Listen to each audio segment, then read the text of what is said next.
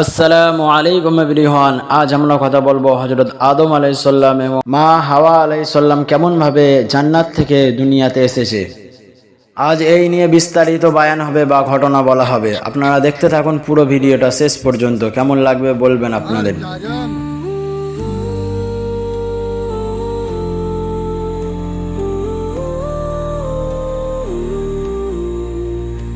তাহলে বন্ধুরা দেখতে থাকো আমাদের পুরো ভিডিওটি শেষ পর্যন্ত। তাহলে শুরু করা যাক আজকের আমাদের ভিডিও। আল্লাহ যখন মনে করলেন যে এই পৃথিবীতে তিনার একটি প্রতিনিধি পাঠাবেন, তখন সকল ফেরেশতাদের ডাকলেন এবং বললেন, আমি আমার প্রতিনিধি পাঠাবো এই দুনিয়াতে। তখন ফেরেশতারা বারণ করলেন এবং বললেন, আমরা আপনার জন্য যথেষ্ট নাই। ফেরেশতারা এসে বললেন, আপনি তো এর আগে জিন জাতিকে সৃষ্টি করেছিলেন, তারা দুনিয়ায় বিবাদ ফাসাদ করেছিল। এরা মানুষেরা, তারাও তো পৃথিবীতে এসে ঝগড়া মারামারি দাঙ্গা বিবাদ খুন ফিতনা করবে। আপনি দুনিয়ায় কাউকে পাঠাবেন না। আল্লাহ বললেন, আমি যা জানি তোমরা তা জানো না। তখন সকল ফেরেশতাদের হুকুম করা হলো, যাও দুনিয়া থেকে মাটি নিয়ে এসো। যখন মাটির কাছে আসলো তখন মাটি কাঁদতে কাঁদতে বলল, আমাকে এই দুনিয়া থেকে নিয়ে যেও না। আমার দ্বারা যখন মানুষ সৃষ্টি করা হবে, আমার তৈরি মানুষরা খারাপ কাজ করবে, গুনায় লিপ্ত হবে, আল্লাহ রাগান্বিত হয়ে যাবে আমার ওপরে। একে একে সমস্ত ফেরেশতাকে পাঠানো হলো জমিনে। মাটির আর্তনাদ দেখে সমস্ত ফেরেশতা ফিরে গেল এবং আল্লাহর কাছে গিয়ে বলল, হে আল্লাহ, মাটি কাঁদতেছে। তখন ইসরাফিল আলাইহিস সালামকে আদেশ করা হলো।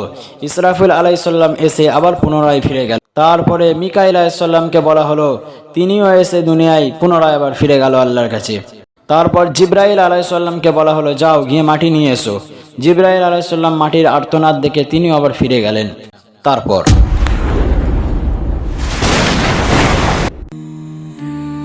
যখন আজরাইল আলাইহিস সালামকে বলা হলো, যাও তুমি দুনিয়া থেকে মাটি নিয়ে এসো। আজরাইল আলাইহিস সালাম সঙ্গে সঙ্গে চলে গেলে আল্লাহর কথা শুনে। গিয়ে মাটির কাছে বলল, হে মাটি চলো আমার সাথে। তখন মাটি কাঁদতে কাঁদতে আজরাইল আলাইহিস সালামকে বললেন, না আমি যেতে চাই না, আমার দ্বারা মানুষ খারাপ কাজ করবে, আমাকে দিয়ে মানুষ তৈরি করলে। তখন আজরাইল আলাইহিস সালাম বললেন, হে মাটি, তোমার কথা আমি শুনবো না। আজ আমার খোদার আদেশ, আমার আল্লাহর আদেশ আছে, আমি তোমাকে নিয়ে যাবই। যত কাঁদো আর যত আর্তনাদ করো, তোমাকে আজকে আমি এখান থেকে নিয়ে যাবই। তিনার কথা মোতাবেক তিনি মাটি নিয়ে চলে গেলেন আল্লাহর কাছে। আল্লাহ দেখে খুবই খুশি হলেন। তখন আল্লাহ বলে দিলেন, আজ থেকে তুমি হলে মালাকুল মউত, প্রত্যেকটি সৃষ্টি জীবের তোমার এই দায়িত্ব পড়ে গেল আজ থেকে জান কবজ করার। আল্লাহ যখন সেই মাটি দিয়ে মানুষ তৈরি করলেন, এর পথে আল্লাহ নিজ হাতে তার উপর প্রাণ দান করলেন। আল্লাহ যখন নিজ হাতে প্রাণ দান করলেন, তখন আদম আলাইহিস সালাম উঠে দাঁড়াবার চেষ্টা করলো। আল্লাহ তখন বললেন, তোমরা মানুষেরা অত্যন্ত অধৈর্যশীল।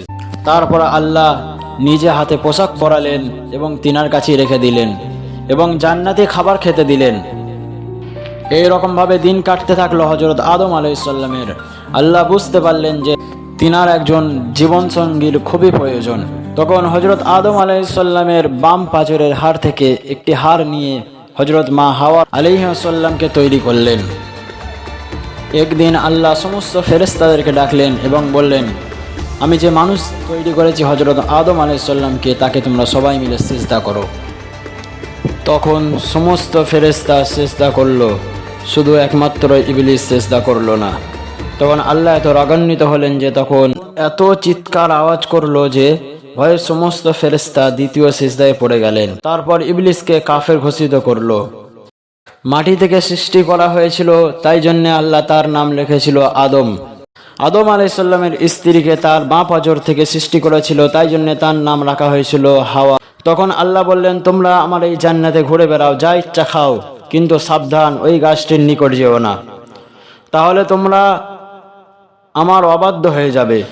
ইবলিসের প্রথম টার্গেট হলো আদম ও হাওয়াকে প্রতারণা করা, জান্নাত থেকে বার করা।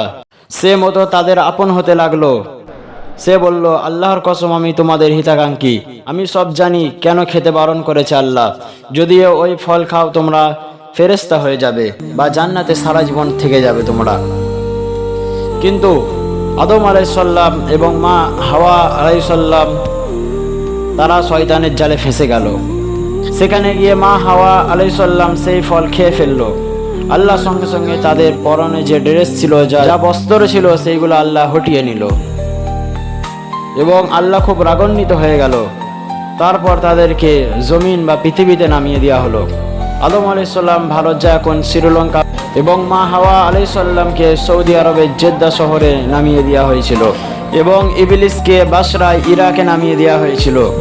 কিন্তু মা হাওয়া এবং আদম আলাইসাল্লামের সাক্ষাৎ হয়েছিল মক্কার একটু দূরে আরাফাতের ময়দানে। এই ছিল আমাদের আদম আলাইসাল্লাম পৃথিবীতে আসার ইতিহাস বা ঘটনা।